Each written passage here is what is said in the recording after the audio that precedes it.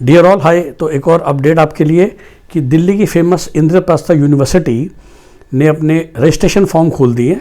और आप जानते ही हैं कि जो भी वैसे तो MBBS के लिए भी ज़रूरत है, जिसका मैंने आपको एक वीडियो बना के डाल ही दिया था, लेकिन ये वीडियो है बाकी सब कोर्सेज़ वालों के लिए जो BTech, law, BBA, BGMC, BCA type के कोर्सेज़ करना चाहते हैं। और देखिए, IP यूनिवर्सिटी का जो मेन कैंपस है द्वारका दिल्ली में, वो भी कुछ कोर्सेज़ कराती है। लॉ उनका खुद का बड़ा फेमस है, पर उसके लिए क्लैट में काफ़ी हाई रैंक चाहिए।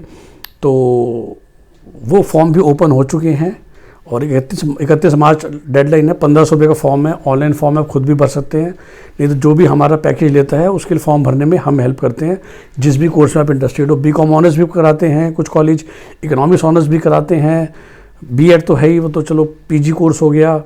लेकिन अंडर ग्रेड की बात करूँ तो जो पॉपुलर आजकल प्रोफेशनल कोर्स चल रहे हैं, hotel management, BBA, BCA, BGMC सारे कराए जाते हैं। तो ज़रूर चेक कीजिए IP यूनिवर्सिटी। BTech में वही जो नेशनल लेवल टेस्ट लिया जाता है, तो BTech के एडमिशन के लिए JEE मेन पेपर 1 या पेपर 2 जो भी आपका फाइनल बेस्ट स्कोर वो लिया जाएगा।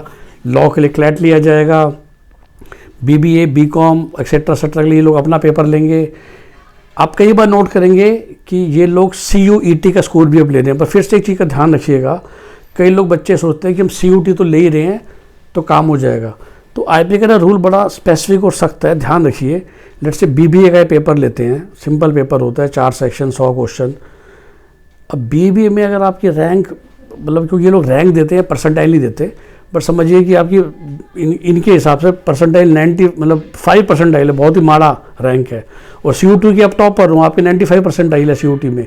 लेकिन IP काउंसलिंग ऐसे चलती है कि जब जैसे BBA काउंसलिंग हो रही है ना, तो BBA में जो आखिरी बच्चा भी है इनके पेपर में, जो पेपर खाली छोड़ के आ गया, उसको भी प्रेफरेंस दी जाएगी ओवर CUET में जो 100 परसेंटाइल वाला है, राइट।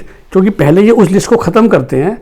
दैट मीन्स जैसे कि JEE में अगर BTech की बेस पर एडमिशन दे रहे हैं, वो तो कैसे BTech पे दे रहे हैं, अपना पेपर लेते नहीं है, बट हम उनकी बात करते हैं जहाँ डबल पेपर है, चाहे वो मैंने MBA बताया या BBA, BGMC एक्सेट्रा। तो राउंड 1, राउंड 2, राउंड 3 जो स्लाइडिंग होता है, conversion round, even spot round 1 तक भी सिर्फ BBA का CET, BGMC का CET पर एडमिशन होगा। क्योंकि अभी तो को पता नहीं है ना कि कौन सा आखिरी बच्चा आ जाए। सिर्फ और सिर्फ जब फाइनल ऑफलाइन स्पॉट राउंड होता है तब CUET वाले को मौका मिलेगा। सीट फिर भी मिल जाती हैं थोड़े हल्के वाले कॉलेजेस में। तो आप CUET के भरोसे IP में एडमिशन में मत रहिए। आप IP का फॉर्म भर के IP के हर पेपर के CET में बैठिए। और IP में अगर आप ये सोच रहे हैं कि मैं BBA और BCom दोनों में ट्राई करना चाहता हूँ, या BBA के अंदर भी इनके 3 स्पेशलाइजेशन है, BBA जनरल अलग है, BBA बैंकिंग एंड इंश्योरेंस अलग है, और BBA में एक तीसरा स्पेशलाइजेशन भी है, BBA इन CAM। तो आपको 3 अलग अलग इंटरेस्ट में बैठना होगा। सिमिलरली आपको BCom में बैठना है तो आपको उसका अलग टेस्ट होगा, सब कुछ अलग चलेगा। लॉ तो मैंने कहा क्लैट हो ही चुके हैं, BR में भी ये नाटा का लेते हैं, इंग्लिश ऑनर्स का पेपर अलग लेंगे, BGMC का अलग लेंगे, इकोनॉमिक्स ऑनर्स का अलग लेंगे। तो आप सबको अलग पेपर देने हैं। तो 1500 रुपये के फॉर्म भी अलग अलग भरा जाएगा, एक कॉमन रजिस्ट्रेशन हो जाएगा। उसके बाद हर बार आपको 1500 रुपये देने होंगे, क्योंकि आपको उतनी बार पेपर भी तो देना है ना। और ये ज़रूर दीजिए, CUET अलग से दीजिए। तो CUET का फ़ायदा ये है कि अगर वाकई ऑफलाइन स्पॉट में आपको बहुत अच्छी सीट बची हुई मिल जाएगी तो आप ले लेना। लास्ट ईयर हमने 2023 में काफ़ी बच्चों को दिलाई है, क्योंकि वो उन्होंने लिया ही नहीं था और CUET में ठीक ठाक स्कोर था, तो ऑफलाइन स्पॉट में उनको अच्छी सीट मिल गई।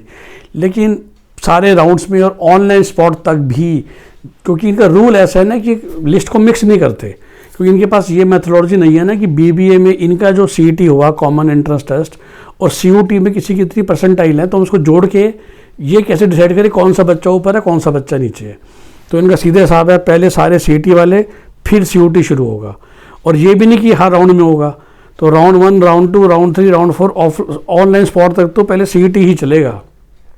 तो MBA केस में CAT चलेगा, फिर जाके CMAT वालों का नंबर आएगा, जब CAT का एक भी बच्चा इनके पास नहीं बचेगा जो एडमिशन लेने में इंटरेस्टेड है in any of the affiliated colleges.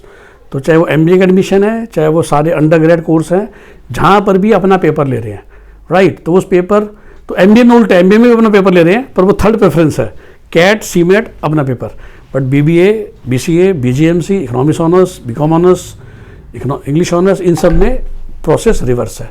तो इस चीज़ का ध्यान रखिए, फॉर्म भरिए और उसके हिसाब से करिए। जैसा हमने कहा, आप अब से लेके लास्ट तक हमारी मदद लेना चाहें तो 25,000 rupees is our counselling fees, और एंड टू एंड रिपोर्टिंग तक हम आपकी हेल्प करेंगे।